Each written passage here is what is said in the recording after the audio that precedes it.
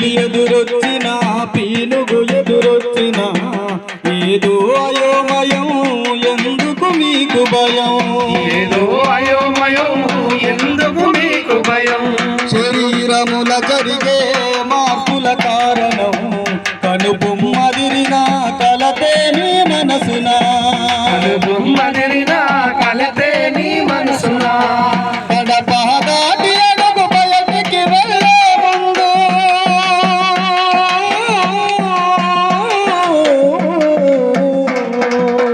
కడప దాటి అడుగు బయటికి వెళ్ళే ముందు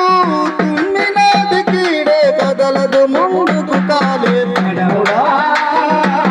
మూడా నమ్మకాల